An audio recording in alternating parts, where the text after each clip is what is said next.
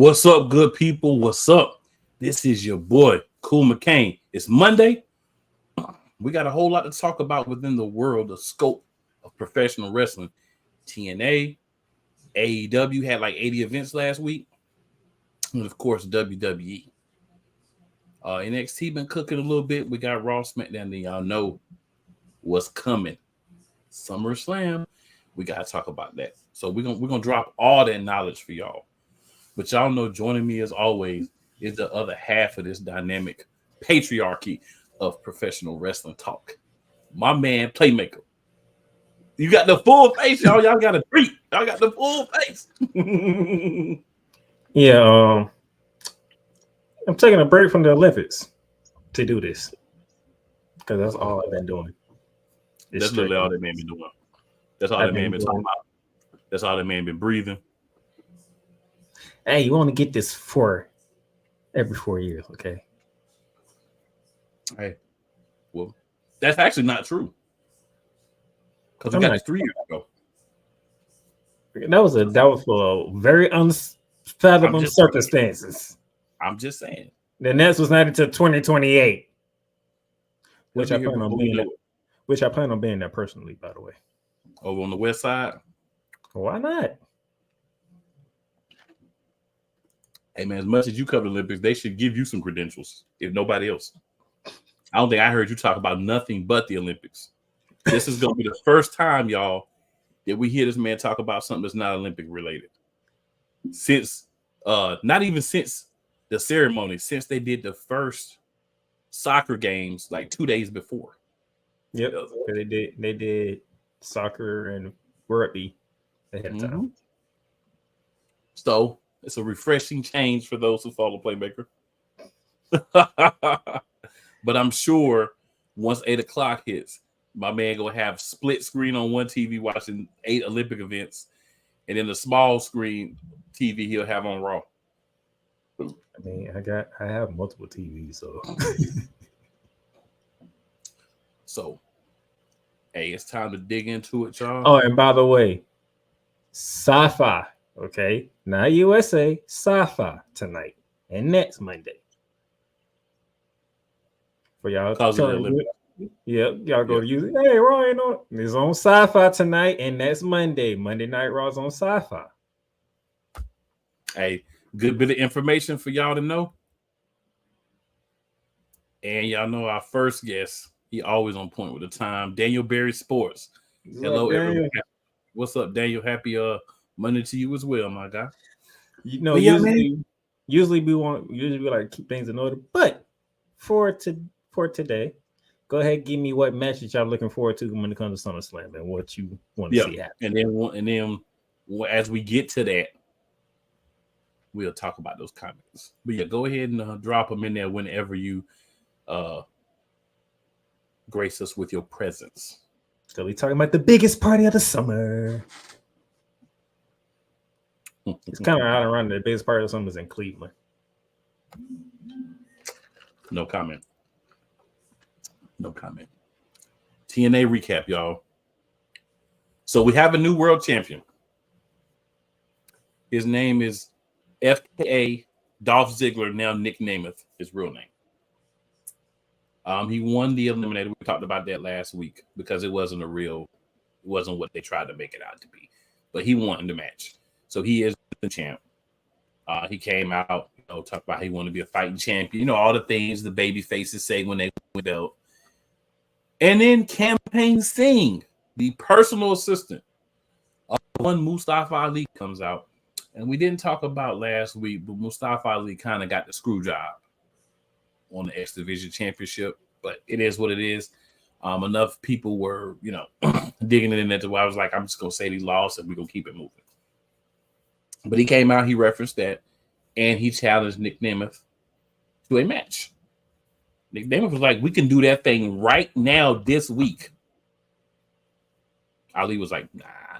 We're not going to do it this week, player. We're going to do it next week. Because next week makes a big difference from this week. That's the logic. So that's what they're going to do. So that'll be interesting. So what's next week? What's so special about next week? Just the regular episode. Nothing special. remember, the only people that do a special episode every 2 weeks is AEW. Nobody else does a special episode every 2 weeks. So be this. Is this a championship match or this just a regular match? This is a championship match, but Nick Nemeth is going to be a fighting champion, which means he's going to take on all comers whenever. He's not going to be, he said, a protected champion like Moose. I think that's the problem with the Babyface's championship. Anytime outside of WWE, that's the problem. They do it too much. WWE doesn't do enough. At least on SmackDown, we'll say they don't do enough with Cody of just having him fight people. It doesn't have to be a championship match. It could just be people stepping up saying, "Hey, I want a match for the champ." We'll have him come out and do one of his promos and some with the bloodline. I get the bloodline thing, but we have to have some deviation. We can't have Cody getting thrown through a table every week after getting into it with the bloodline and one of his allies getting beat down. That becomes a little foreshadowing. You ain't have to worry about that on Friday. Fair enough. But I'm just saying, like, we have to get more variety in what we're doing with the champs on WWE. I think TNA and AEW at times, depending on what belt it is and who's the champion, they do that too. We don't need to see you fighting every week. Honestly, for me, I don't need to see a champion every week. So if you're in any way involved with booking with WWE, TNA, or AEW, you happen to see this, or even any of the indie promotions that some of the people may be watching us because we got one of the people on the show and some of them support us. Appreciate y'all as well. You don't have to have your show up every week. It can be a week in between. They can just do a backstage promo that you pre-tape 1 week. They can take a couple of weeks where we don't actually have to see them hear their music. And not saying because you don't want to hear it, but it makes it matter a little bit more. Like there was a time when the champion came out, you was like, "Oh, that's the champ coming out. What's about to happen?" Now it's like this dude is out every week. Now, like I get it with the Judgment Day because they always have something going on, and then Damian Priest with Gunther making things very personal. I get why you'd have him out every week because they kind of getting real physical. But you've got to find a way to give us some breaks from the champ every week. You got to find a way to pull back some for the champ to make it a little bit of a special attraction when they show up. That's what we've gotten away from, in my opinion. I don't know how you feel about it. I know we're in the middle of TNA, but this conversation needs to be had. So it's one of those things because everybody was mad that Roman Reigns didn't show up. Remember? I'm like, yeah. When you see him, is a moment that you don't forget because he showed up and something crazy happened. Yeah. Now maybe for you're trying to find something in between, Yes, I would like something in between. Roman showed up a little bit less than I would like and fought a little bit less than I would like him to. He did play the character well, and I wouldn't mind if you had those spurts where maybe he don't show up for a month or two, but then he shows up for a couple of weeks, comes out, does some promos, has a match. And again, I don't expect the champions every match to be for the championship. The one thing I will say AEW does right is the eliminator matches, where you have to fight the champion, and if you can beat them, then you get a match. And if you can't beat them, you don't get a match for people who are not the quote-unquote number one contender. I don't mind those because at least it's something different. It's a match without the championship on the line. So that's something, no matter how you feel about it, they brought this a little bit more innovative than just the regular rigmarole. Daniel, I'm going to say get your popcorn ready because that is one of the things my partner does not like. Yeah. So Damien says, "What's up?" And then Damien has another comment. We're going to save that one. This is where that guy over there, he hates that. He really does hate that. This is a fact. All right. So yeah, we're gonna get Mustafa Ali, Nick Nemeth, next week. No special show, nothing important, just a regular episode of TNA Impact on a Thursday for a championship. On a Thursday for the championship. On a Thursday. So we this is what we gonna do. No matter what promotion we talking about, if it's the actual main title, we're gonna call it the championship. Fair enough. So for the championship. And that's if it's the men's or the women's, the championship. Fair enough. All right. Heel promo for Josh Alexander.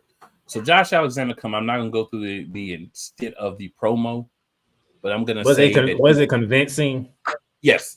He's developing the heel persona, and they're not doing like they did with MJF in another promotion. They're actually, you can see it, you understand why he's doing it, but he's not like, now I'm the baddest guy, I'm the terriblest person in all of the promotion because I turned heel like a week ago. Like they're building it to it being him being more of a despicable heel. As long as he was convincing, that's all that matters. Yeah. You can't convince the people. Oh yeah, they booed him. They booed the snot out of him. We also had a match between Hammerstone, Ash by Elegance, Jordan Grace, and who was Jordan Grace? Where's Cole Johnson when you need him? Right. He's never here when you need him because he would definitely have some negativity to say about that match, and rightfully so. I got to pull up. I forgot. I had it written down, and you know how I get when you start talking about other stuff, something miss your mind. But there was a match. Oh, it was like that. Oh, okay, that was the type of promo he put out there. I'm looking at Daniel. Yeah. Damon said their promo was like Roman Reigns when he only said one word and left. Yeah, but it's those. For me, it's the build up. They didn't try to come out and make him like, oh, he's the most dastardly dude in all of TNA right now. Right? So basically, he didn't explain why he did what he did. No. Oh, he's making y'all wait. Oh, yeah, that is great. He's doing something, yeah. Besides just coming out and the next week I did it because y'all didn't support me enough. Now I'm going to be the same character I was 3 years ago. And we'll talk about that in a few minutes too, because I'm not a fan of that. Oh, that is great. See, the Roman Reigns one wasn't even playing. That was what made. Yeah, he was just saying. Basically, came out. He made it short. And he didn't say nothing. And I like that build. Build it up. That's what I'm saying. Like, don't make him a dastardly dude from right away. Build it up. Like you're not even gonna say why you did what you did. You're not what you just gonna make it. You suck. You know that you suck. We should get an explanation right now. That's the crowd reaction.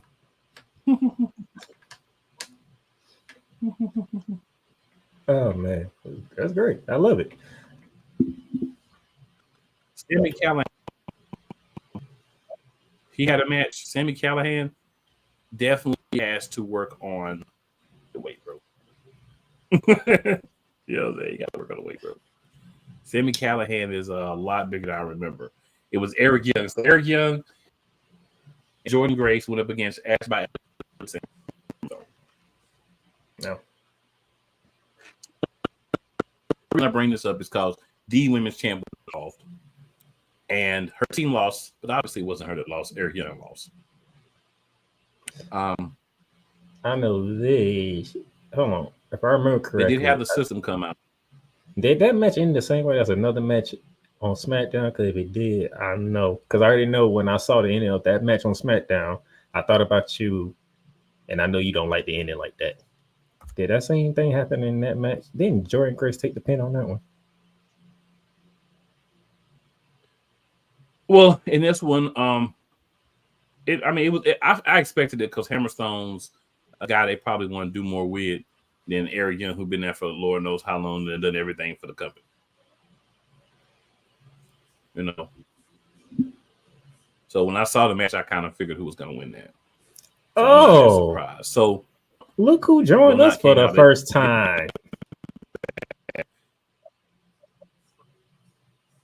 And Alicia Edwards was the only one that really had something to say.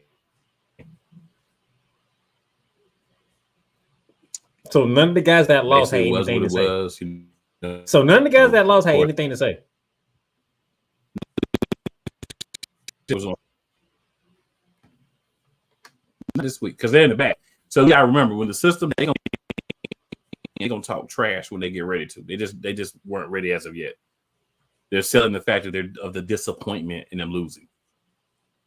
What I'm hoping is they're not trying to turn them into a face group. Don't do that. But they are still the disappointment of them losing. So we'll see if that makes them more dangerous and more angry, or if it makes them weak. She did, however, say that they were going to get back on the winning track. They had a 6-man match. Usually so for those who may not, it doesn't go that way. Yeah. Alexander came out, basically insulted the crowd, criticized the city, the people in the city, and then walked away. Long story short, that's all. If you want to get, that's the best way to do it. Yep. So yeah, later in the main event, I need. We got Brian Myers, Eddie Edwards, and JDC, the System, versus Broken Matt Hardy, and then the new tag team champs, ABC. And the System at the conclusion of this match, the System lost. Like I said, anytime you say that, it doesn't work that way. We will find a way to get back to our winning ways. Your next match, you taking that thing.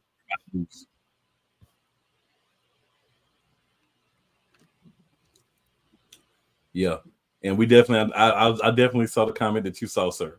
So in our chat, we have Brian Snowman Multimedia. He says, "Ladies and gentlemen, the true monarchs of wrestling with a R, the playmaker and the cool cat." What up, Snowman? What's up, Snowman? We appreciate you tuning in and checking us out, man. Damien says Sammy Callahan needs to not hang out with Zion. Laugh out loud. He does look like he's been eating a absorbent amount of beignets. So yeah, I agree, Damien. Like I saw him, Damien. Like I had saw him a few times, but you know how different outfits and how they do it. Sometimes you can't tell. But I saw him in this match. I was like, this dude is a lot more. His back is a lot bigger than it was the last time he was in TNA. Let's say it like that. His back is a lot bigger. Oh Lord. Y'all know what a big back means. Big back. Yeah. Oh boy. Didn't expect that. Yeah. So, it's not a bad episode 10. A couple of other things happened.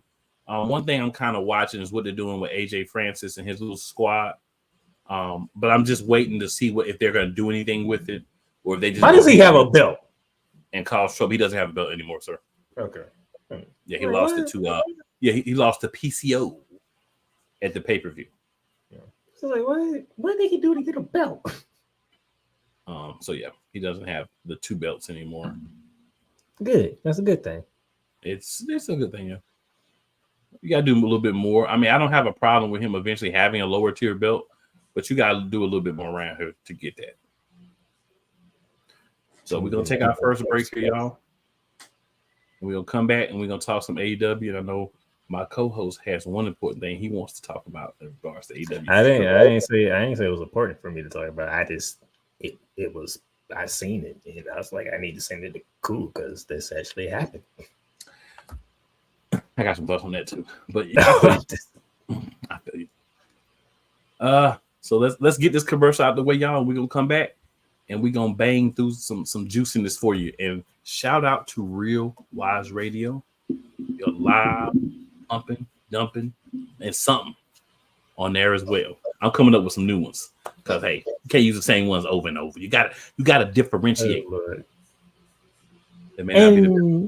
And shout out to 502 American Angel Radio up in Indiana. Indianapolis, Indiana? I just said the state. I'm kidding. I feel you. All right, good people. Let's get it. Hey, Eagles fan. Join my man Cool McCain and a host of others as they break down every single game, every single week in an objective manner, and also from a fan's perspective as well. Remember, this cast feels just like you. Nobody likes you. And you don't care. Fly, Eagles, fly. Eagles Elite Podcast. Every Wednesday at 8:30 p.m. Eastern on YouTube and other podcast outlets. Join Ryan McCarthy. I became a Jets fan because Kermit the Frog was my favorite Muppet because he was green, and the Jets wore green. That's how I became a Jets fan. And Dustin Henry. ESPN is cashing all in on let's pay a few personalities and we'll just kind of fill in the gaps. As they walk you through all of the world of sports from their perspective. The Albany Empire, it's a literal circus. No credentials required. Where, Ryan, say the tag. Where you don't need a press pass to talk sports. Live every Tuesday at 8 p.m. Eastern, 7 p.m. Central on YouTube and where you can find podcasts. Rams fans all around the world. It's a beautiful thing to be a Rams fan right now. Stafford's back. We're going to see about Cup. And running back Kerryon Williams to a return. Lend me your ears, or should I say lend Playmaker your ears, as he breaks down week by week everything in the Los Angeles Rams canon. Number 99, Aaron Donald. Can't wait for 2029 to come to know that you are going in the Hall of Fame, and it should be first ballot, no questions asked. Join the Playmaker as he breaks down everything Los Angeles Rams style in Ramily Talk on the Playmakers Blog Network YouTube channel and where you can find podcasts. Oh, yes. The tradition, the pageantry, the spectacle, the history, the slut. Wait. I gotta rep my brother's stuff right. All my DMV soldiers, stand up! And welcome to the Commander's Gridiron Report. You want your commanders to be repped right? Well, D. Willie is your man. Commander's Gridiron Report. Every Tuesday at 11:05 a.m. Eastern, 10:05 a.m. Central on the Sotoba Media YouTube channel. Music by J. Cool. Where my soldiers? Right side. Commanders. Where my soldiers? Left side. Commanders. Drew Willingham. In this case, yeah, you put the blame on Kyle Shanahan for apparently not preparing the team enough for the overtime rules, supposedly. Cole Johnson. Peyton was considered the winner, and he was the darling of all darlings for Gerald. With a special appearance by Tyrone Alizé McDummy. Ain't nobody calling me. Text. Delete. Join these two football enthusiasts as they give you Total Football Talk. Live every Monday at 4 p.m. Eastern, 3 p.m. Central on the Sotoba Media and the Comey Media YouTube channels.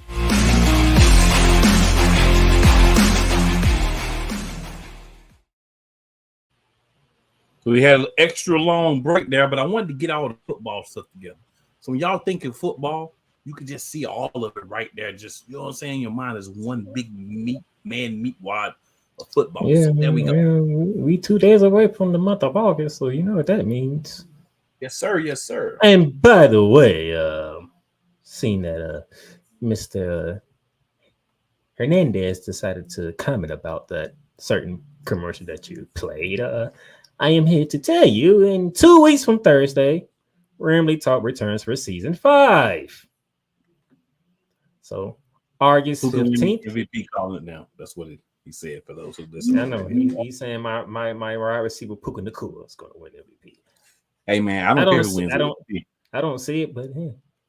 I ain't worried. I would love to see strange things happen in the NFL, but when it comes to the NFL, we basically know how that's going to run. Damien also says, "Whoa, wait, who busting what?" That was from you, from what you said before we went to break. I know. Hey, but Damien, get your mind out the gutter, sir. You know better. But yeah, on the Playmakers Bar Sports Network, August 15th, and every Thursday during the NFL season, Ramily Talk will be coming. So if you're a Rams fan or you love following me, y'all know where to find me at on Thursdays. Talking Rams football. Yes, sir. So I'm gonna go ahead and pull up Damien's comment here from earlier. This is the time to talk about it. Mm-hmm. So Damien says, speaking of special episodes in AEW, why are we calling a TV show Blood and Guts if there isn't any blood or guts in the whole show? And why does that U.S. belt look like a second grader designed it? You are being kind when you say a second grader, sir. I was thinking a preschooler. Those of you who don't know, we're talking about how Blood and Guts opened up on Wednesday with that man known as Maxwell Jacob Freeman, MJF. And before my co-host gets started, I want him to get all this out the way now. So he doesn't like that, and he also don't like the fact that Wednesday's show was called Blood and Guts. So yeah, there's a couple of things there's not much I like about this whole segment. There's not much I liked about the whole entire episode itself. Minimal blood. I'll give him a little bit because Jungle Boy and them had a little bit at the end of the Blood and Guts match that was contained to the ring. The Blood and Guts match is not supposed to be contained to the ring. That's just a Survivor Series match, or whatever you want to call it. Okay, so it really was a 5-on-5 I Quit match. This is what this really was. Okay, so they need to do better about how you execute things. The first couple of Blood and Guts matches were much better than this. This was the worst one. They came up with the idea to have Swerve Strickland handcuffed to the cage at the beginning of the match. And then Jeff Jarrett, among all people, who's been a sleazeball his entire time, along with Billy Gunn, Daddy Ass himself, were the ones that came out and got him out of the handcuffs along with Prince Nala. That's what we're doing. We're handcuffing the black man to the cage. That's what we're doing. And technically, this was the start of the Blood and Guts match. Yes. Because they were the last two in was him and Heyman. Yeah, him and Heyman. Because they didn't know if Heyman was gonna show or not. It was some suspense, and they beat up Christopher Daniels in the back. I'm just gonna go ahead and get this out of the way because I'd rather focus on the trash that was the Maxwell Jacob Freeman entire segment and that garbage belt. But before we do that, I just want to say Darby Allin is a sick individual. That man is a psychopath. Yes, he is a very sick individual. My co-host feels like he's a psychopath. And to pour gasoline on someone and threaten to light them on fire, that's dark. Y'all know how I feel about the Elite, but Nick Jackson. Was it Nick or Matt Jackson? It was Jungle Boy. I'm talking about the one who saved him. Oh, Nick. Yeah, that was Nick. Nick, y'all know I don't like the Elite, but Nick, you did the right thing. You definitely did the right thing. You did the right thing. He did all that to get a shot at his championship and win the match. Championship and to win the match, you know. But remember, he was like, "If you don't give me a championship match, I'm still At first he did that, and then Jungle Boy is a crazy individual his damn self. This is very true, but I get it. But you should have found a better way to incorporate that into the storyline. And we're going to talk about something else that needs to be that should have been done in the storyline better as well. Before they do that, we got to go back. So MJF comes out. He walks to the ring. He gets in. As soon as he starts talking, you know what I think? Is it 2019, 2020, or is it 2024? Because I'm hearing the same crap I heard in 2019, 2020. We spent this time getting this dude over as a face. For him to come back and turn heel for no apparent reason. Now I get if you wanted him to turn heel. Thank you, Adam Cole. Against this, right? I get if you want to do that. If you want to turn heel to win the match with the knuckles. I get that. But beforehand, you made him a heel. There was no purpose for him to be a heel at that point. Also, before I go no further, what up, AP? Appreciate you tuning in, my boy. I know you, Damien, y'all ride hard with us. And a couple of more when they can't get here. Damien says Darby Allin should have been in WWE when they had that bootleg ECW. It probably would have been better. I think Darby Allin was still sleeping in the cars then. Darby Allin probably be dead. Yeah, he'd probably be dead. We talking ECW. We talking about everything goes. Well, he's talking about the bootleg ECW, the WWE ECW. Oh no. Okay, yeah, okay. I want you to take the scumness and the scumbaggery in a different direction, right? I didn't need to basically get 2019, 2020, maybe 2021 as well, MJF again, right? What's the point in going and reverting to a character that's worse? You could have came out and played with the crowd and toyed with them and then turned on them. But no, you went basically to the old script, word for word, just like nothing ever changed from then. Not to mention he basically gave away all in match. Yes. But before we get any further, I'm not even showing you the belt because it's trash. I was going to download it and have it and throw it up on the screen for you, but our screen does not deserve to be desecrated with that piece of trash called the American Championship. And he should lose this belt because after he debuted and started popping off and celebrating, of course, the bruv came in. The bruv grabbed the mic once he ran away, because you know he ran away, and let him know, hey, rematch all in. Please give the belt back to the bruv. I cannot stand this American Championship crap. Let's just stop it and act like it never happened. Right? Like, there's certain things where it's like, I get you trying to do something different, and I get you want to go a different route with people, but a different route is a different route. Stop wasting Maxwell Jacob Friedman and having him do the same thing he did 4 years ago. See, I knew it was going all in when he started talking about England. I was like, yep. So we're going to get this rematch in England. Gotcha. Damien says the 24/7 bill. It does.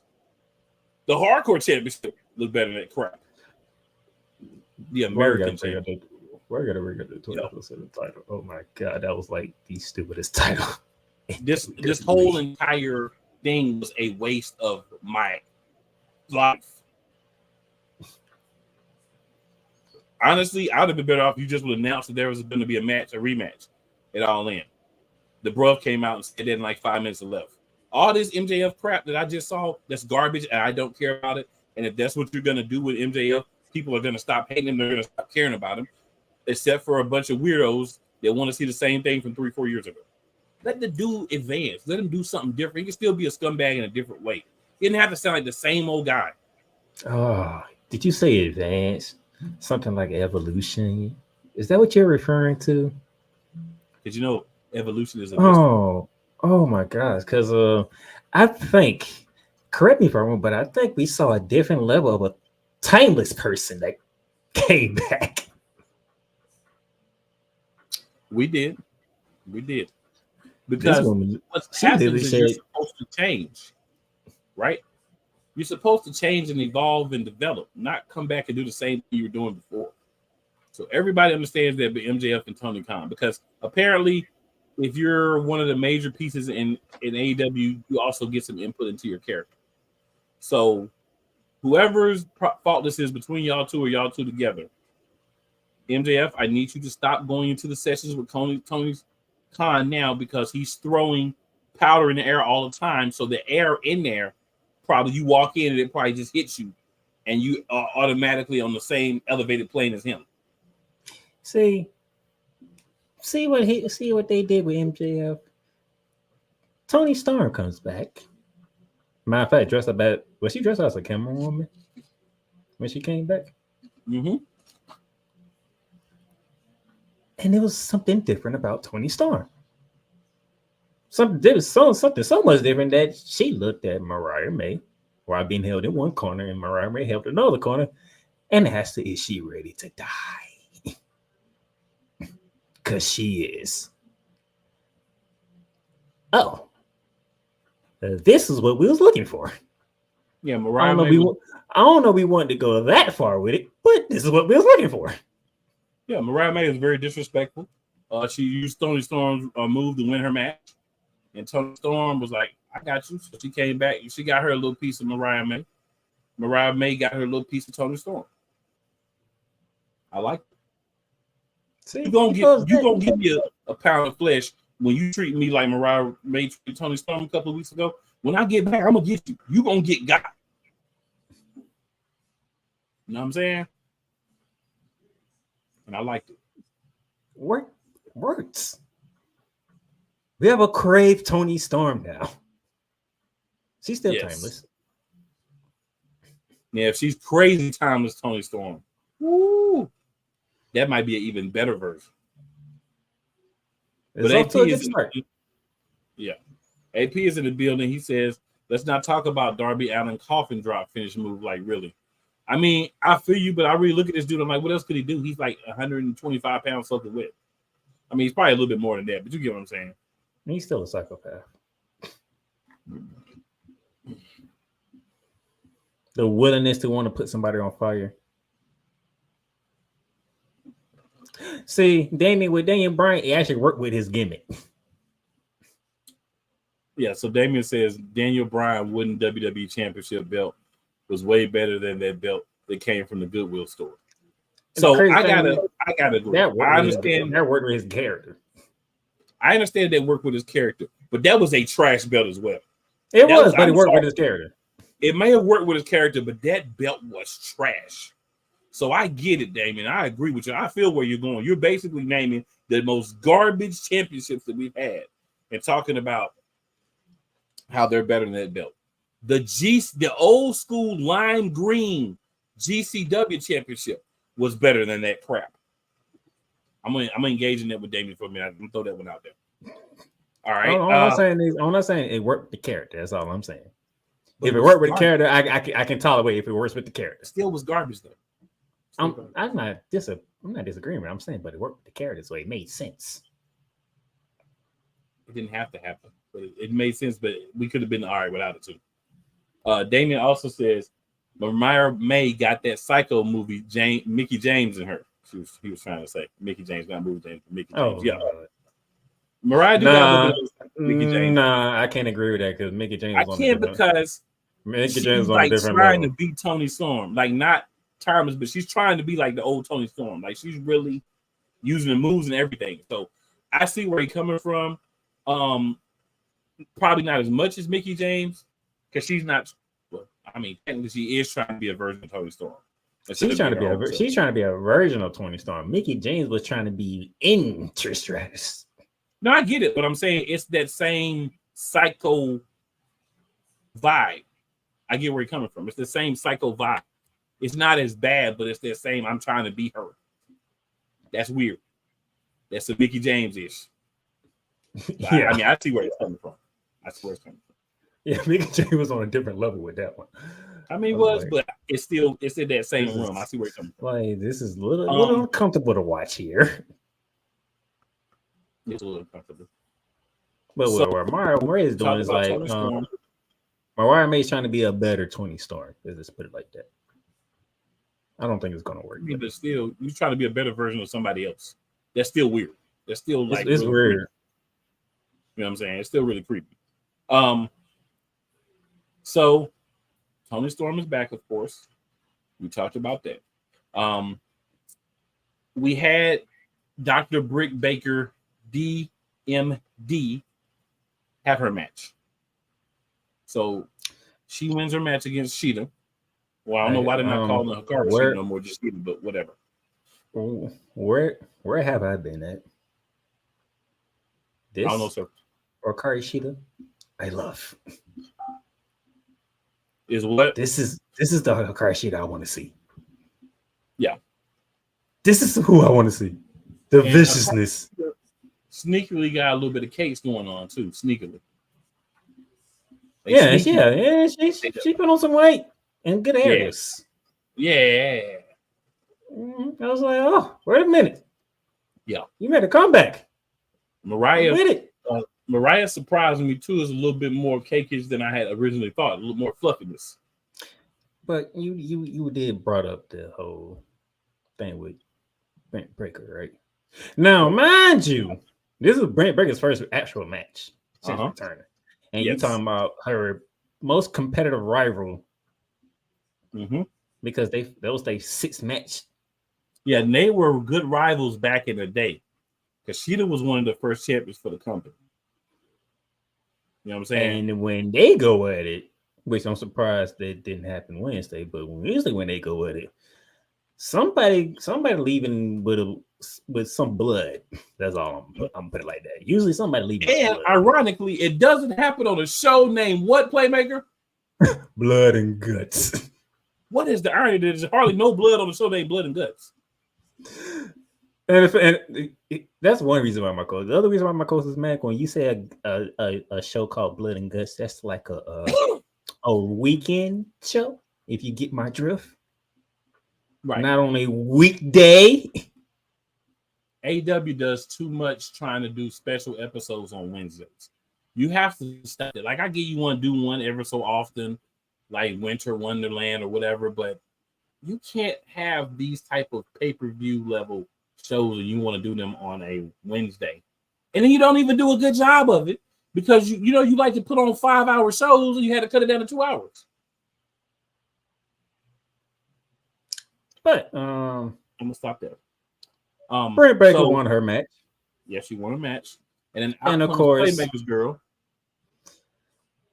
Mercedes Moné. I'm not saying the nickname. I can care less. All right.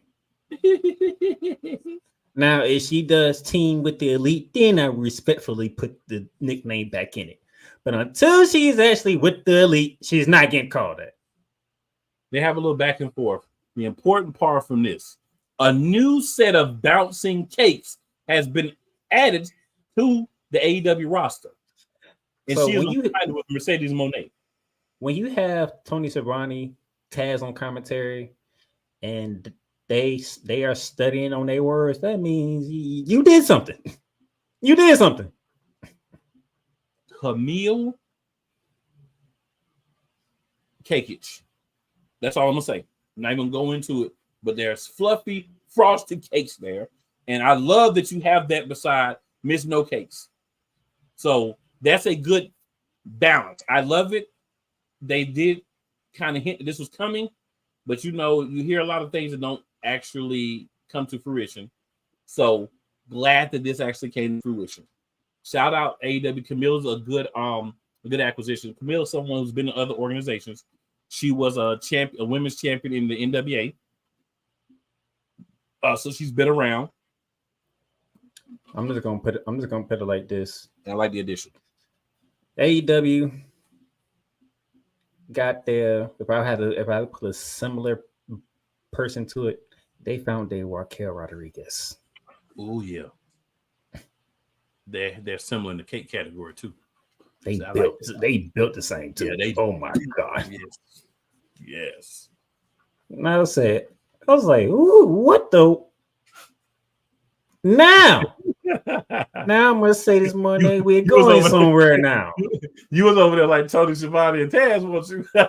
I was stunned. I was like, wait a minute, I didn't expect that. I seen Kamille. I was like, yeah, Kamille. Okay, Kamille. Now we're getting somewhere now. Now we having Mercedes Moné dive into the hair persona now. Yep. If you want to be called a CEO, you got to do some CEO type moves. Yeah, you got to. That's a CEO type move right there. Now you got to round out the group. I don't want to deal with you. So I'm gonna bring somebody else to come deal with you. She need to round out the group. She gonna be the CEO. She need a group. But I like it. I like the move. That's what I need. Now, the reason why we got to that one because that wasn't the only thing that took place when it comes to those three ladies. It was not. So apparently we had a Comic-Con down at San Diego, California. And I have to say, Mercedes Moné's outfit, even though she has pancakes, maybe a little bit over pancakes, she did look good in that Poison Ivy outfit. She really did look good in that outfit. I'm glad you know. Cakes are not. I was like, ooh, she looked good in that outfit. Now you know why I had an obsession. I never said she didn't look good. I said she didn't have cakes. I never said the woman was not gorgeous. Those are two separate things because you could be more focused on cakes though. That's what I'm saying. She does not have, she is not winning in the cake department. I know that. I didn't care. Overall, I mean, she is a very beautiful woman. You know what I'm saying? Now, I didn't know AEW was going to be at Comic-Con. I knew WWE was there because those videos of CM Punk and Zoe Stark, shout out to Zoe Stark. She got her own action figure and she got to see it for herself, which is like crazy. Yeah, but I didn't know AEW was going down there too. So that must have been a week-long convention down in San Diego. And Brent Baker was doing her thing. Swerve was there. Orange Cassidy there, doing their thing. Miss Mercedes Moné and her new henchman come walking in. Said some words, and we reached the point that Brent Baker don't talk no more. She wants to throw hands now. Yeah. We want to throw hands now, which my partner would not object to at all. And I have to say, Kamille could look good in some plastic bags from Walmart. And then Tony Khan was like, you know what? I'm tired of this. If I had to put it on it, if it sounds blasphemy, my co-host will tell me, but I think Tony Khan dove into Adam Pearce's bag on this one. he definitely had an Adam Pearce tantrum. I'm sick of this. You know what? I would love to see this. I would love to see this match. I know y'all would love to see All In, Mercedes Moné, Brent Baker for the TBS title. Yeah, it'll be a good match. It'll definitely be a good match. There won't be anything about this match that make you be like, oh, this sucks, because these are two women that can perform in the ring. You say what you want about Mercedes Moné, like I do, like I joke about, Mercedes case and everything, but this woman can wrestle. That woman can wrestle. And that's the important part. That's what we're doing over here with Ross. The story needs to be better. My beef is always the story. My beef is never the execution of the matches with AEW, because the matches are going to be great. AEW can put a wrestler in the ring with a plastic trash can, right? And they will have a good choreographed match. There won't be no story a lot of times, but they'll have a match. They're building a little story here. So they're doing something that we like to see. They're building a little story. So if I'm going to complain when they don't do it, I have to give them props when they're doing it. They're building some story here. And they went to a San Diego Comic-Con to continue it as well, which is very smart of AEW in that department. Even though we're not in the ring, we can still build on this story. Right. And the way Orange Cassidy had Britt Baker. Look like he was trying to hold her and try to be careful at the same time. Yeah. I know he was like, yeah, but I don't want Adam Cole to get mad. Yeah. Well, he was like, okay, all right. I got around the back. Okay, I'm in the right area. Yes, Can't sir. go down too far. Nope. I agree, sir. I agree. And your boy was just sitting there like, do I need to move or anything? Do I need to leave? He was just sitting there like, hey man, I ain't expect all this, My brother was just confused. And bro was like, whoa, wait, hey, come, hey, we not. I'm talking about your boy Swerve was sitting there like, wait a minute. Oh, Swerve was like, I ain't touching nobody. Swerve was just like, I'm chilling. Swerve like, do I need to move or something? Let me know. Swerve was like, I ain't touching nobody. I don't want no problems. That's how you do it, Swerve. Swerve was just like, let me know if I need to move or anything, because I will move. Right. But I ain't touching nobody. So that's that. Hey man, it's SummerSlam weekend, so y'all go ahead and put whatever match y'all looking forward to, which I think is gonna happen, because we gonna talk about SummerSlam. Yeah, we're gonna talk about all those for sure. So 2 other quote unquote bits of interest happened. So AEW had Collision and then Battle of the Belts. So AEW was on for like Lord knows how many hours on Saturday night after all the other programming. But the important things that I pulled out, because of course we got time constraints. We ain't gonna be on here for 5 hours. You know how AEW do. FTR got a win over a debuting tag team.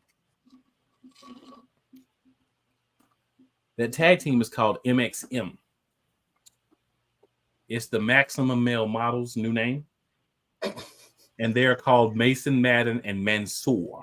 Or Mansoor. Now you know why FTR won, because... Yes, I do. Their interest was quite interesting.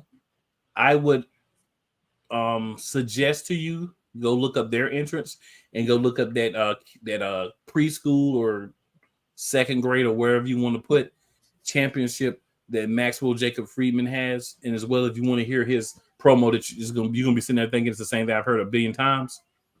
It's all on YouTube. All right. Last thing for AEW. Oh, did you want to have any thoughts on that? Because I know it's a little wild. That's the simple fact they are still sticking with something similar to what they did in WWE is ridiculous. I agree. They are on Ring of Honor, I believe. So there's that. Side note: Sammy Guevara. Speaking of Ring of Honor, yeah, Sammy Guevara came out to help Dustin Rhodes the night after. The next day I'm going to talk about, which is he won the first championship he's had under the AEW banner. So they actually do what AEW does and doesn't explain stuff ahead of time. But they actually vacated both Texas championships, but they have the Ring of Honor 6-man tag titles are now back on Ring of Honor. So the Dustin Rhodes and the Von Erich boys won that. So this is Dustin and the Von Erichs, of course, first piece of championship gold. And also Tony Khan talked about possibly making Ring of Honor a AEW brand, so that may help with being able to get a team deal. I'm going to give you an alternative that may work, Tony. Have a freaking split brand, build the people up, and if you have them on an AEW show, have them defending a championship and maybe winning.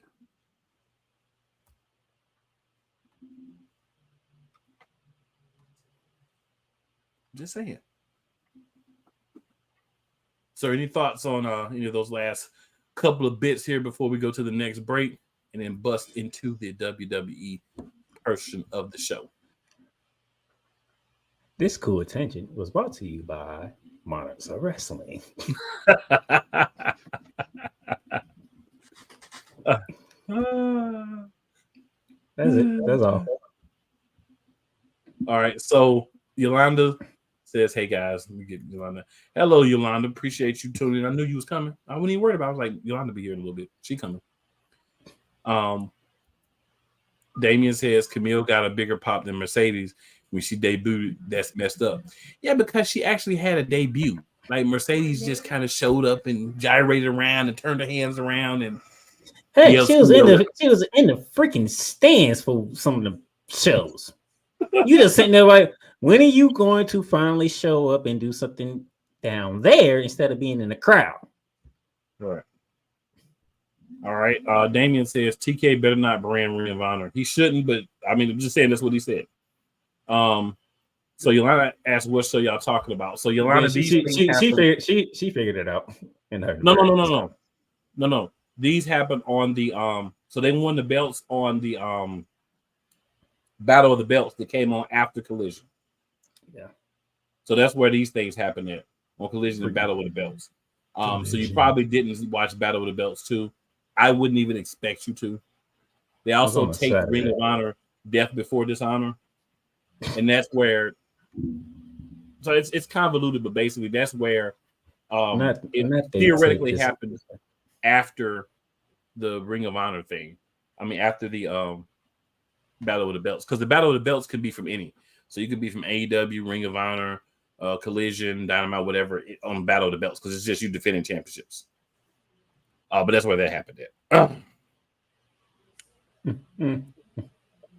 And Damien says Rampage, Collision, and Dynamite should be the brand split. Leave Ring of Honor out of it. So I'm not saying a brand split. What I'm saying, Damien, is you need to be just on Ring of Honor. We don't need Ring of Honor guys fighting on Dynamite and Collision and Rampage and getting beat all the time. How are you going to build a brand up and use everybody for fodder for your other people from the other brands?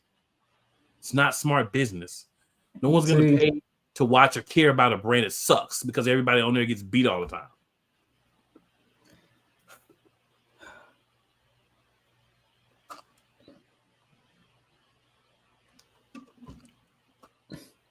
But they shouldn't brand AEW, but I mean a Ring of Honor with AEW. But like I said, on roster, Let the people have, at least if they're going to lose, let it be a great showing and they barely lose. Build the brand and the people that are part of the brand up.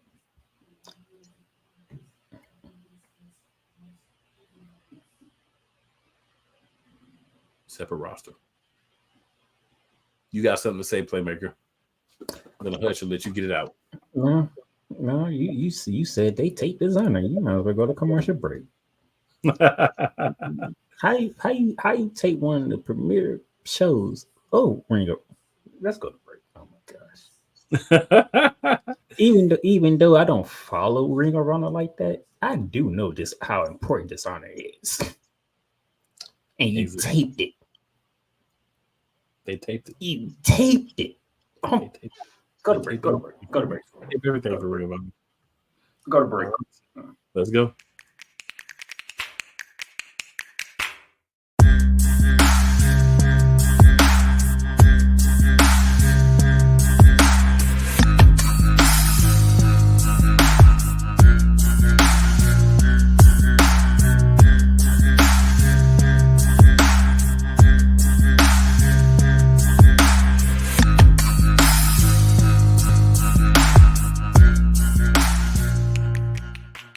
Whether it's the men's college game, The way that this season has been going, yeah, anything is possible. the women's college game, And how passionate Angel Reese was at that press conference, they got their mojo now. the WNBA, AJ Wilson on Twitter 1 and 2, followed by Brittany Griner, Aaliyah Boston, Jackie Young. or the NBA. The Lakers had a 0.8 chance of winning. And then what happened in the fourth quarter?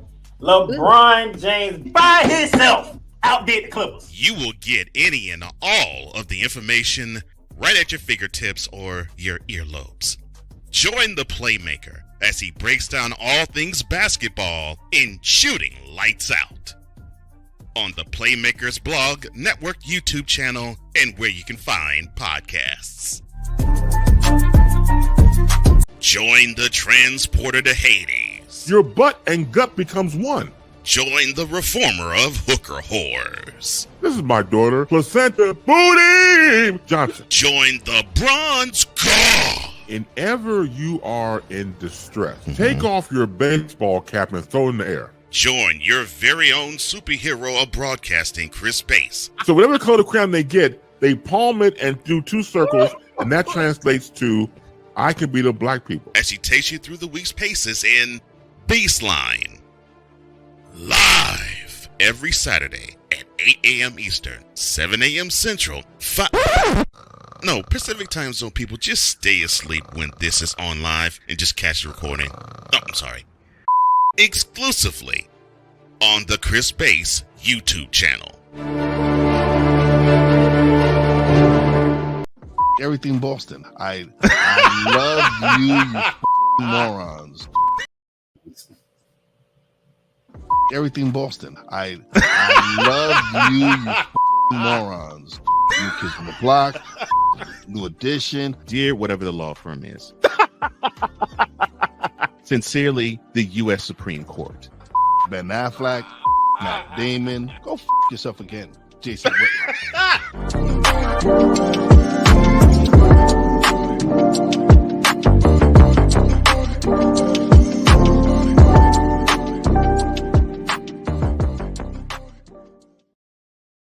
I'm glad you played that first part twice. So what? I'm glad you played that twice. Well, what? Yeah. And I know you didn't try to, but I'm glad you did because that will always be gold for me when it comes to I Brother Wise and Hefe. Not that I love you. Because I was confused. No problem. That man said, I love you, you morons. you left out the bleeping moron. Because we don't do that on this show. So well, that's what I said, bleeping. Yeah, I'm saying not the actual word. Bleeping. Or the fudging moron. You know what I'm saying? Wise. That man there is something special. All right. Y'all did see Shooting Lights Out commercial, and I'm pretty sure y'all was trying to run over why I didn't do a show today, because that'll actually be tomorrow. Myself, Cole Johnson, and the Queen of Hoop, Megan Price, because as you already know, the Olympics have started, and we are up 1-0 in both leagues. Hey, Right? What time are you doing it tomorrow, sir? 2:00. I might be there. 2:00, opening games. We're doing good. US is leading in the medals. Right Matter now, of fact, so. I'll be there. But let's give y'all a quick news update if y'all wondering why you didn't see Shooting the Lights Out today like you normally do on a Monday before I do this. Now, before we get to what would have been a better group, the Hurt Business, the Street Profits, or the Creed Brothers. Street Profits. But for some reason, Triple H didn't want to go that route. They fit the vibe. Triple H, I don't know what Triple H saw. I would like to know what Triple H saw. The reason why he decided to go in a different direction. These things happen.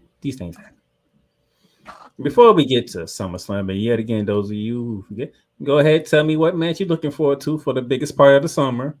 What you think is going to happen at the biggest part of the summer, because it is that week. It is the go home week before SummerSlam. All roads lead to Cleveland, Ohio. That just sounds dirty, but yeah, that's the truth. I had to get my one Pat. I had to get my that's one Pat dirty, dirty truth. I had to get my Pat McAfee in one good time. I see. Not the awesome truth, the dirty truth. I will say this. Monday Night Raw. Did you get a feeling Monday Night Raw went back in time a bit? Because we coming out with some tomfoolery out the gate.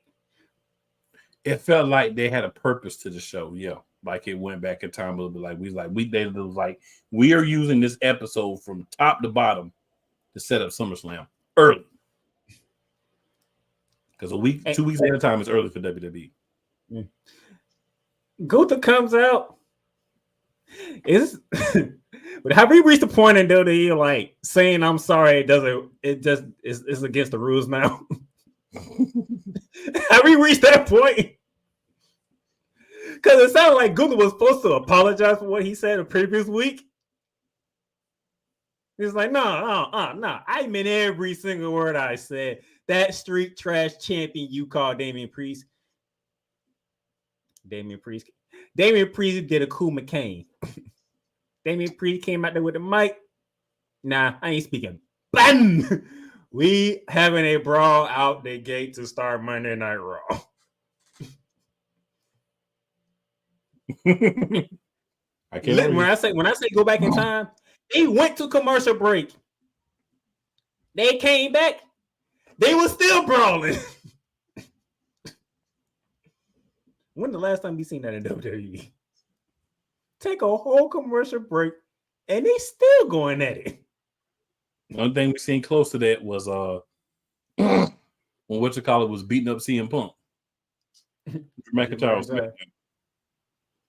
I'm like, oh, this is real personal now. Yeah. This ain't even about the championship no more, even though the championship is on the line. Right. This is Damian Priest saying, you gonna respect me. Respect my authority. And Gunther's like, I don't respect nobody.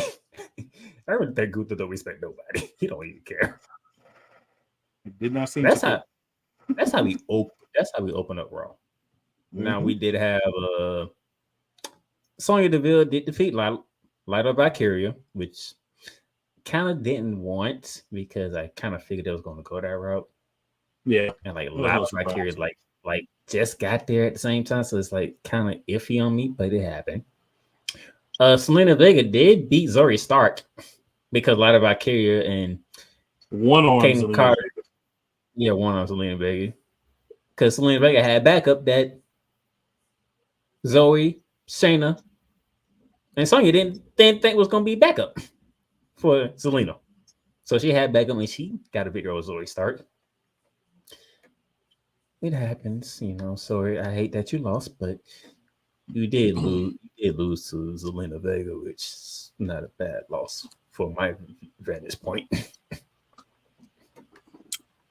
All I'm gonna say is, I will say this: we haven't talked about this before. So we got little cake. Yes. We got little cake.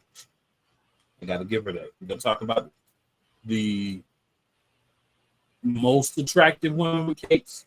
We have to give the other women with cakes props too. That's all I'm going to say about that. Uncle Howdy made an appearance. Mm-hmm. By the way, that video with Nikki Cross, I hate that I knew it was going to deliver. So I don't hate that part. I hate the part how it delivered. Jeez Louise.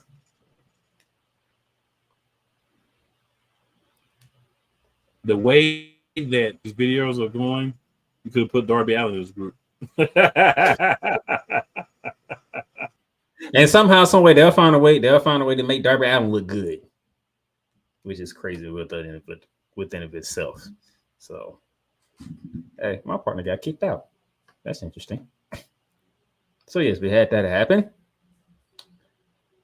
Now, let's start to get down to SummerSlam from what Raw did. CM Punk comes out. He knows that Drew McIntyre's in the building. Why wait to Cleveland? We in Title Town. We in Green Bay, Wisconsin. Let's go ahead and we can do this right now. Drew McIntyre walks out. Punk, I've seen this before. I know how you are.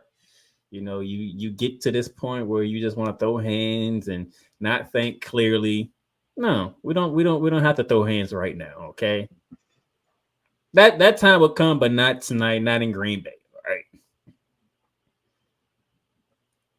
Well, Paul was like, well, if you ain't gonna come to me, I just come to you. And, you know, Adam Pearce doing Adam Pearce things. Hey, no, separate them two, get them. But we had a fired up Adam Pearce.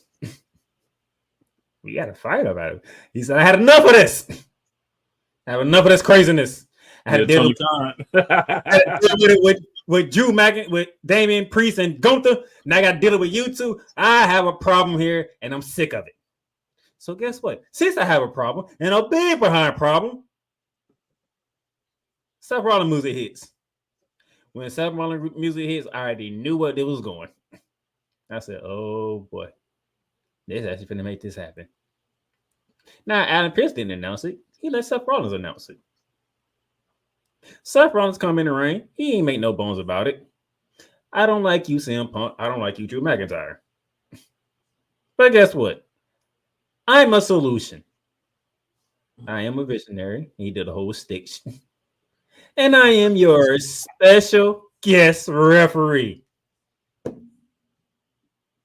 Oh, sing my song. Here we go. Here, and you can see CM Punk climb was on the apron. Red eyes, ready to charge. Drew McIntyre gets up. Now he got that angry look like, why is you in my business? Yeah, they were both not happy with him being part, which is great, right? They went and got the one douchebag that neither one can stand and can't stand neither one. So I like it. So we're gonna have 3 men in the ring, one being a referee, and none of the 3 can stand each other. Oh, and by the way, tonight, which bodes better for CM Punk because he's the face in all this. Which, by the way, tonight we're gonna have the rules of engagement with Seth Rollins with the 2 combatants tonight. That's gonna be interesting to see how that's gonna go. And I'm looking forward. The reason I'm looking forward to this, I want to see who's gonna screw who when it get to SummerSlam. Somebody's getting. To me, I figure somebody's getting screwed out of this. I want to see if they're gonna tell me who secretly. You know how WWE like do stuff. It's like me and you. We catch the hints. Unlike most people, we catch the hints. I caught that. Yeah. So that's some on the comments here. I'll jump into right quick. If you don't mind, sir. We'll save the ones that are about the belts. So we talk about that. But Damien says Rosemary promo on Thursday was better than Nikki videotape. So it's subjective. Rosemary's been doing this longer. She's had a lot more vignettes. and they have a little bit more freedom in TNA. I did like Rosemary's. I didn't talk about it because I want to see where they go with her character, but it'll be interesting if once she has a match next week, she lives up to what the promos are saying. Daddy Dutch says only MF are here with a face slap. I don't know what you're seeing, bro, but we got a couple of people vibing with us, but it may be across different platforms. Look, the Nikki Cross video is basically it's like she can't talk anymore. It's like everything was taken out of her. Yeah. Damien also says, is it just me or special guest referee matches are very overrated and pointless? We haven't had special guest referee matches for a long time. I don't even remember the last time we had one. Well, I'll say for me overall, normally they I'll are. take that bet. I'll take that bet. Bubba Ray Dudley WrestleMania. Yeah, no. Normally I say a lot. Sometimes they are, but I think this is going to be good because of the hatred amongst the people. You know what I'm saying? Like they all don't like each other, so it's going to be like who Seth going to snap on first? Is he going to snap on somebody? They're going to keep it professional and respect. Who going to snap on Seth first? Well, it's kind of dumb to snap on your referee, right? You know how they. You be talking about two guys who have egos and can blow a fuse at any given moment. Yeah, but it's still kind of dumb to snap on your referee. And we already seen what happened with Drew McIntyre when it comes to referees. The reason why he was in this position to begin with. But this is a special guest referee that is also a wrestler. So this is why I like this so much. So we tying everything that has taken place between CM Punk and Drew McIntyre all in one match. Damien says, wait, time out. Why is Jesse Ventura at Raw? Where is Raw at today? Is Raw in Minnesota today?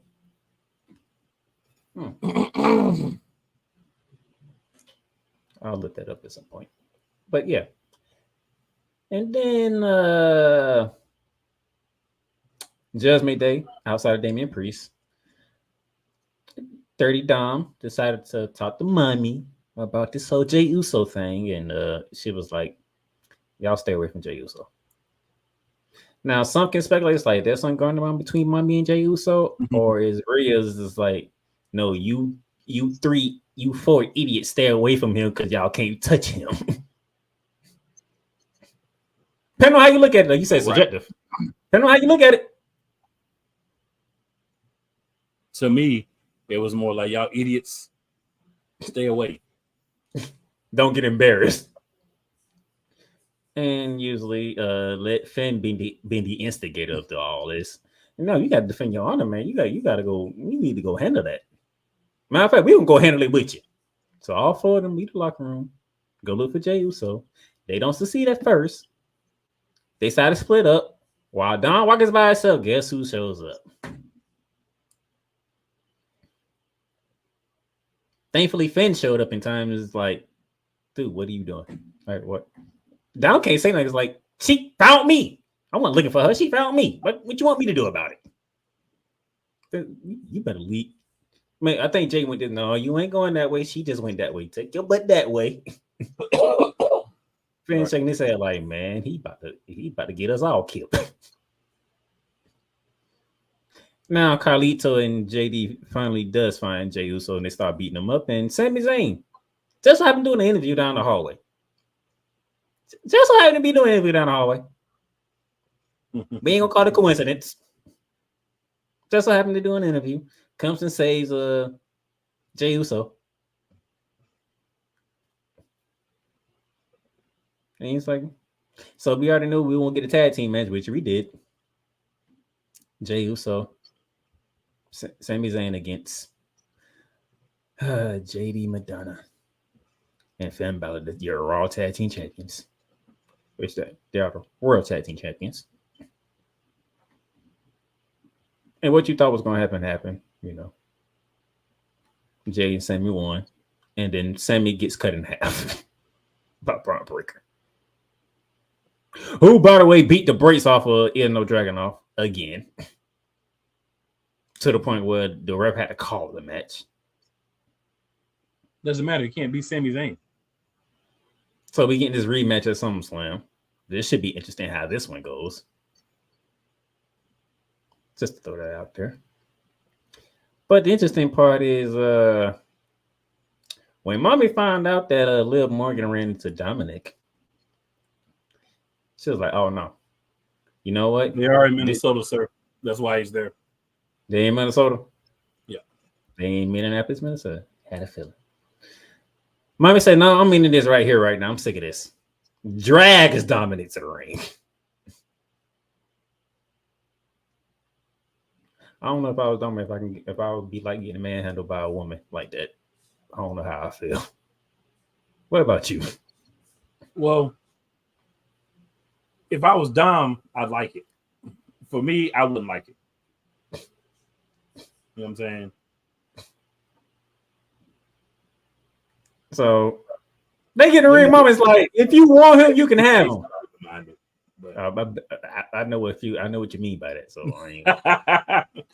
so Mommy comes like, if you want it, you can have him. Lil comes out somewhere in the arena, in the back part of the arena, said some things like guys like Dom don't go for girls like Rhea. That was like, well, one, that's a lie. And then she flip around her pancake like somebody supposed to be excited. Yeah, she did a little twirl to show some cheeks.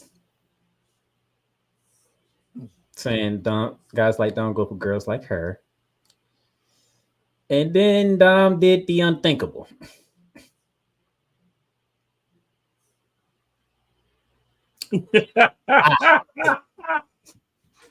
Yo. Damien says Dom went little Joker on Liv.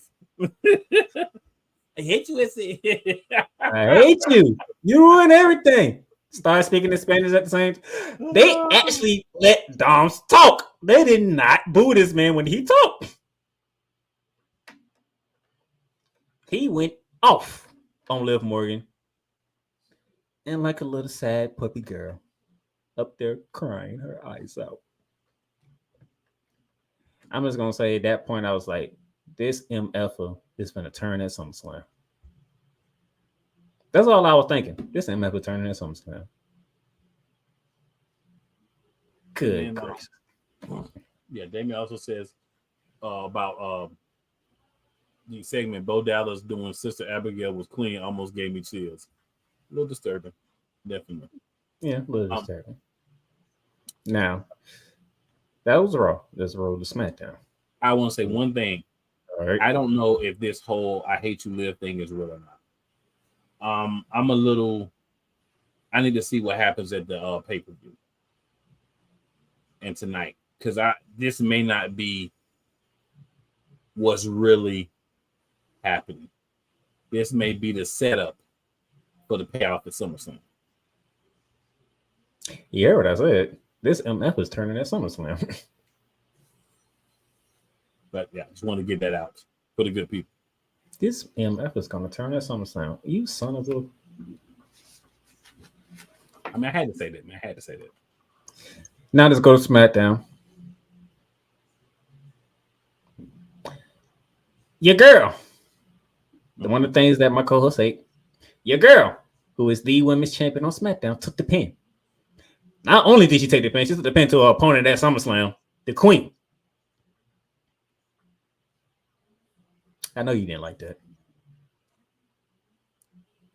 Hey, it happens, man. Sometimes BBL Bailey get dropped, man. And that's after the fact that they already had attacked Meacham before the match.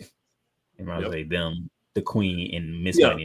I mean, and she was in a situation where it made sense for her to take the pin, right? Because the partner got taken out. She going against two scumbag women, so it made sense storyline wise. So sometimes you got to take the L. I will say it's harder to, like, when you see Bailey get pinned now, it's harder for her to get her shoulders up because those cakes are rising her up, so putting her at a disadvantage. Just throw that out there. Cody Rhodes was not at SmackDown. He was out in Tokyo. That's fair. That's all I deserve. That's fair. You brought it up earlier, so So you did a little foreshadowing without even knowing it. Cody Rhodes was not on SmackDown. He was in Tokyo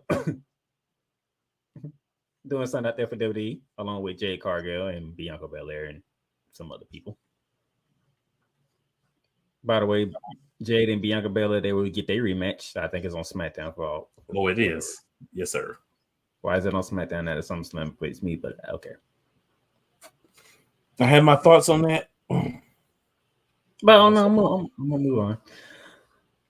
And so we had a gauntlet match for the number one contendership for DIY's WWE Tag Team titles. And it got to a point where Tonga, who has an eye patch over his, is that the right eye or the left eye? I want to say the right eye.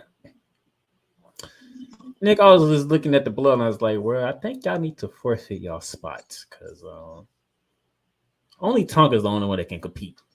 In my behind looking at Nick was like, you do realize there's another member, right? Did you forget they have a fourth member? So I looked at him and was like, no. All due respect, Nick Aldis, we would not be forfeiting our spot in the gauntlet match because we might not have Tonga tonight, but we do got this man. And since you love him so much, I will let you introduce him. The Samoan werewolf, Jacob Fatu. And I do love me some Jacob Fatu. And you better get some gold around his waist on Friday. That whole complexion of that gauntlet match changed. And not only did it change because some fat Jacob Fatu was in there. Guess who's the last team in the gauntlet match? The Bloodline. The very last team. I'm gonna be 100. Wherever they was at with Jacob Fatu and that crazy Tonga, what you call it? Tamatonga. It's so many Tongas. Tamatonga. I already knew they was gonna win.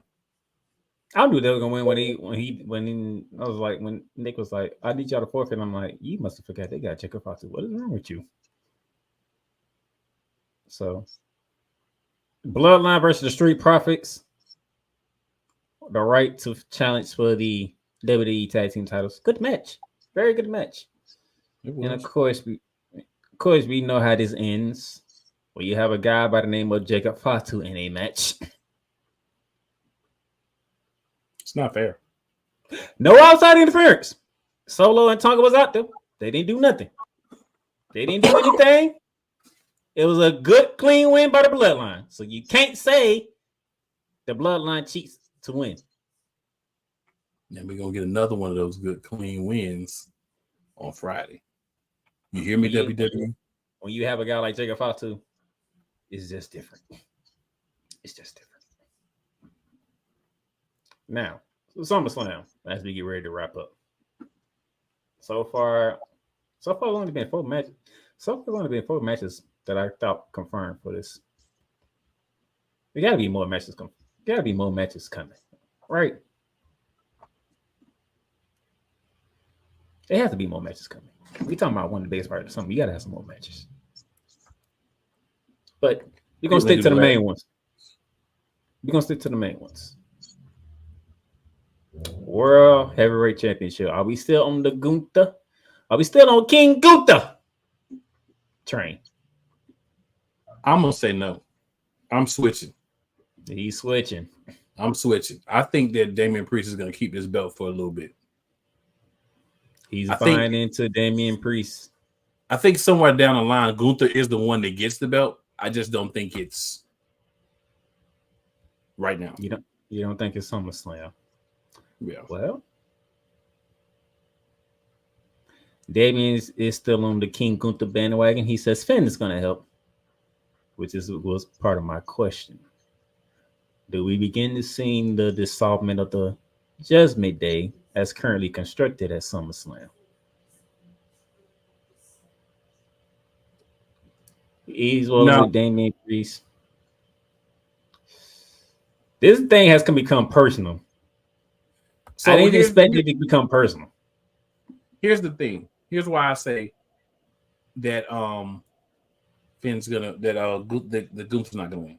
So if you're Finn Balor and you really are looking at the dissolution or knocking down the bloodline, don't you want to take the belt off Damian Priest? Don't you want to face him and take the belt off of him? So why would you help Gunther win? Because you ain't beating Gunther. Yeah, right. You ain't beating Gunther. So you can help Damian win. Damian gets mad because you got interjected into the match.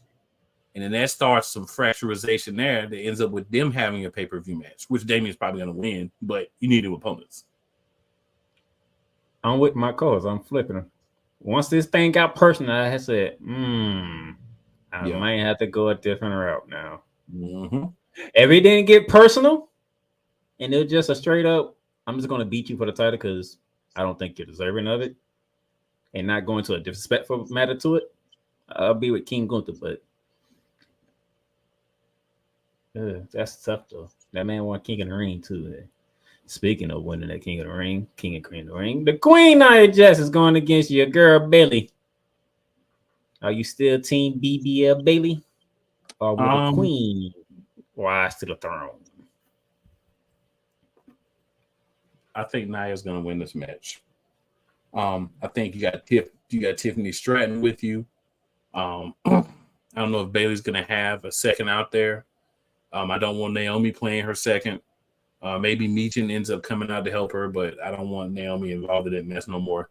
We need a more aggressive Naomi. We need Naomi to get back girls, and we get the triple cakes again and build her up as an aggressive leader to that little threesome.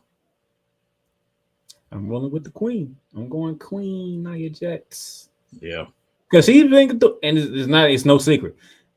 WWE is happy with how Nia Jax is doing it with this run that she's on.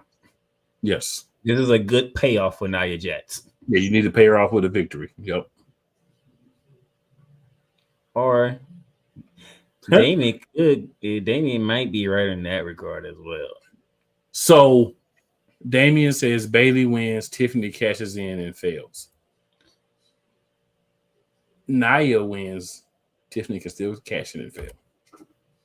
But I don't think she's going to do that. And it could be getting to a point where they might have Nia win and have Tiffany be a little sneaky little demon girl. It's like, I can cast this in whenever I want to and whoever I want to. So even though I love being around the Queen, I might have to do what I have to do, you know. Which people don't like when you got to do what you got to do. But you got to do what you got to do. But you got to do what you got to do. That's how it goes. Women's world title, Liv Morgan, Rhea Ripley.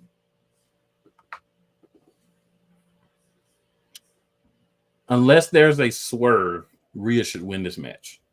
I'm hedging my bets on this one because we ain't seen Raw yet. I don't know how stuff's going to go. But unless there's a swerve, Rhea should win this match. If there's a swerve, Liv is going to retain. Liv retains because them is Dirty Dom turns. That happens, I'm with you. But if nothing happens, Rhea should win. Oh, if nothing happens, there's no way in the world. There's no universe, no multiverse, nothing of Liv Morgan beating Rhea Ripley straight up. But that sleazeball, Dirty Dom turn is going to keep Liv Morgan with that title. But if he doesn't turn, that makes things a little more interesting. Because we do have evidence that Finn Balor has been playing some sleazy behind games behind their back too. I think Finn may be the ultimate sleazeball in all this. So if Dirty Dom doesn't turn on Mommy's gonna win. But if that sleazeball turns, Liv's winning. Yeah, I'm gonna get this lovely freaking couple on Monday Night Raw, which I would throw up every time I see it. And finally, that's the confirmed match. Solo. We got 2 more matches. Well, after this one, what's the other one? Because I only see 4 on here. I already did 3. United States and Intercontinental. Oh yeah, forgot about that one. Hey, Logan Paul, your reign should end on Saturday. You should not go past Saturday. I don't care. Your reign should not go past Saturday. And WWE, can you do the right thing? And let's have Sami Zayn get cut in half. That's it. That's all I gotta say on that. Let's have Sami Zayn get cut in half. All I gotta say about your comment about Logan Paul.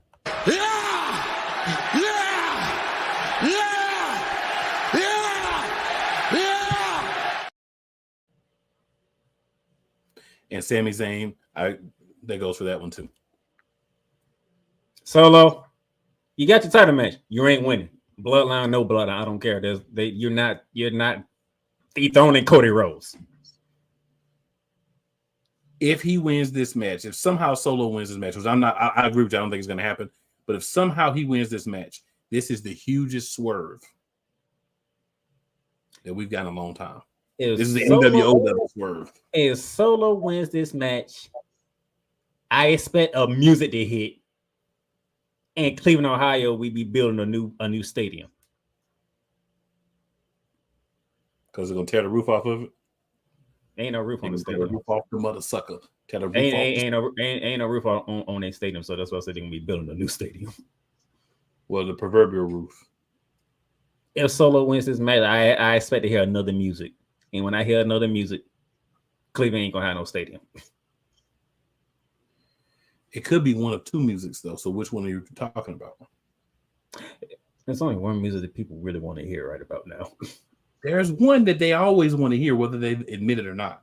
That is true.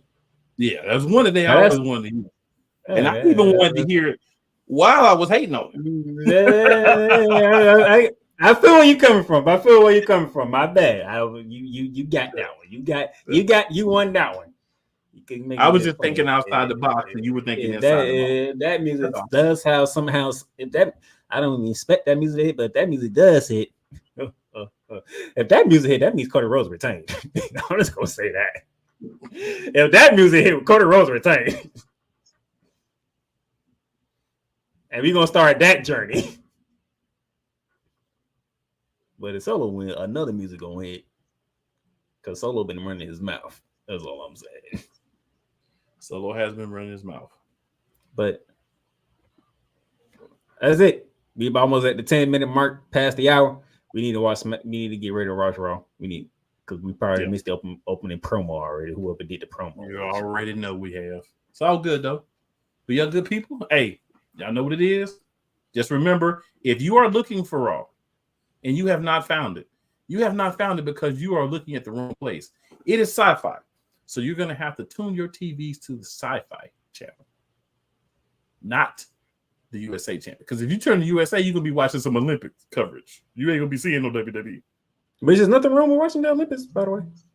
No, nothing wrong with that. Nothing wrong with that. But I'm saying if you're looking for WWE, just make sure you're in the right place.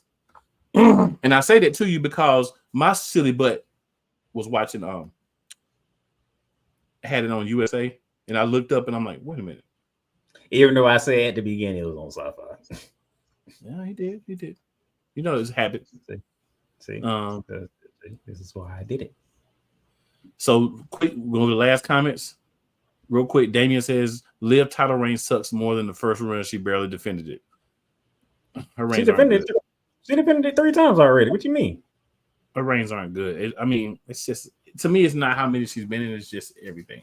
No, I ain't talking about the entire ring. I'm talking about the fact that he said she barely defended it. I'm like, she defended it like 3 times. What you talking about? Damien says, I don't see Roman showing up. Cole, if you smell. Yes, that's what I'm talking about. If that music hits, Cody Rhodes retains, and oh boy. And then Damien says, question, do y'all think Cody should be healed since he's going to be a villain on The Boys? Damien, he don't want to be a villain.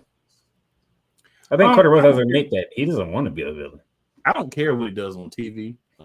He probably should be a villain though, just because they have to do a better job of getting heels for the face where he needs to turn into a villain. Or at least a tweener. You gotta do something. Like we gotta do something different. No, you know what you need to do? Stop having all your babyface champions try to be fighting champions. We talked about that earlier. I'm creating it. Yeah, no, I'm agreeing with you. I feel you. So good people, do things. Tell 4 of your friends, 4 people that may or may not like you so much as well, to come check out your boys. Also, always remember, it's never where you start. It is always where you finish. Playmaker, any last words before we release y'all for Raw? Oh, Biggest. 502 Angel Radio, shout out. We've been live on Real Wise Radio. We live every week. Appreciate y'all riding with us. Everybody, YouTube, at Real Play Callers, come sub. All I care about, gold medals and the biggest party of the summer. That's it. Gold medals and the biggest party of the summer. And hey, I guess we'll both see y'all tomorrow too. And y'all give me and WWE find a way to give me more than 6 matches for SummerSlam. You talking about the biggest party of the summer, you only got 6 matches, even though all of them from titles. We'll all of them for titles, which is good. But I need more than 6 matches. We talking about the biggest part of the summer. It's a party. Oh, and Trick Williams had a monster match with Cedric Alexander on NXT. Shout out to them for putting on a very quality match. My shout out goes to his Cedric Alexander best friend because he around here faking injuries and getting girls to take him to the doctor. That's all I gotta say.